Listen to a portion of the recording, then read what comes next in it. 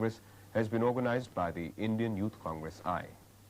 High-level delegations from 96 countries representing 106 organizations are participating.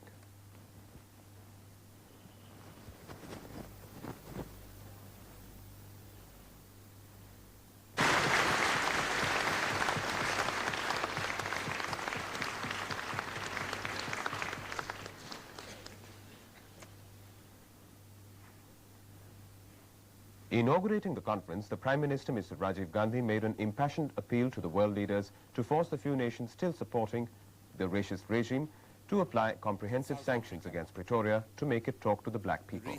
He said delay in handling apartheid would lead to more bloodshed, and that must be avoided at every cost. From the racism of Nazism or the racism in colonial oppression, the international community must act cohesively and concertedly. Comprehensive mandatory sanctions, we believe, are the only way to bring about a quick end to apartheid. Anything less than comprehensive mandatory sanctions will mean a slow demise of apartheid, a long drawn-out process with a lot of bloodshed. And this is what must be avoided.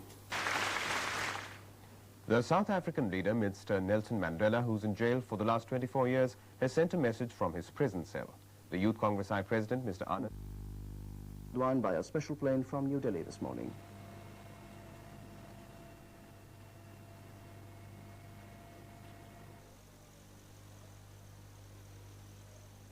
From there, the Prime Minister left for Shanti Niketan. The West Bengal Governor, Professor Nurul Hassan, accompanied him.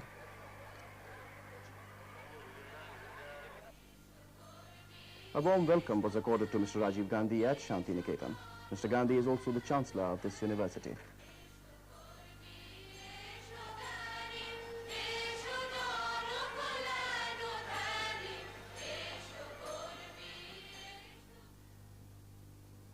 Delivering the convocation address, the Prime Minister said, education should be linked to modernization to shape it into a powerful tool for national development. At the last convocation, these 13 months have been significant for Vishwabharati because during these months we have celebrated Gurudev's 125th year. In venerating Gurudev's work and his ideals, we have once more raised those values which are truly dear to India, not just today, but throughout history, values which will hold India together, which will strengthen India in the future. The convocation.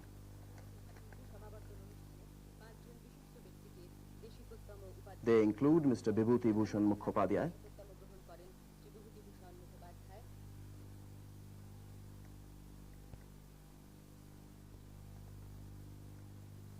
Mr. Krishna Kripalani, Mr. Sagarmoy Ghosh,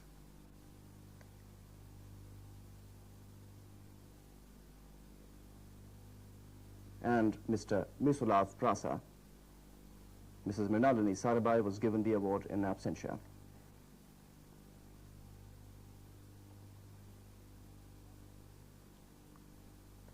Thereafter, diplomas and certificates were given away to the students.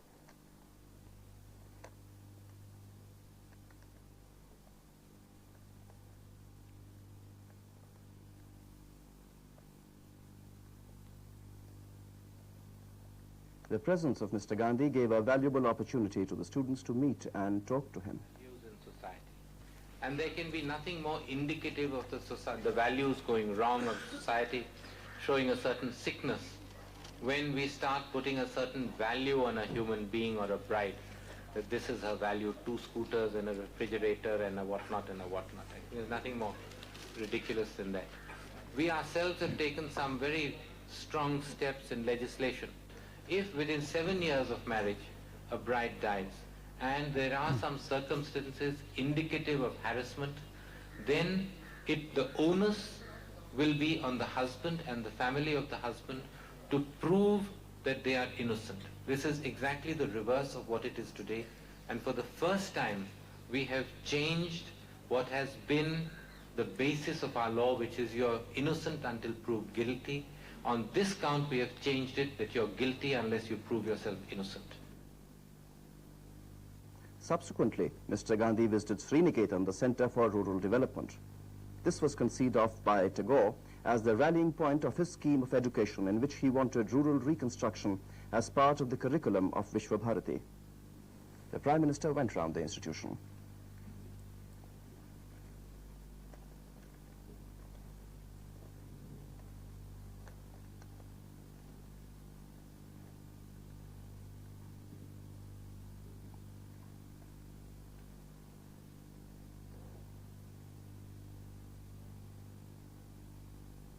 He returned to Calcutta late in the afternoon.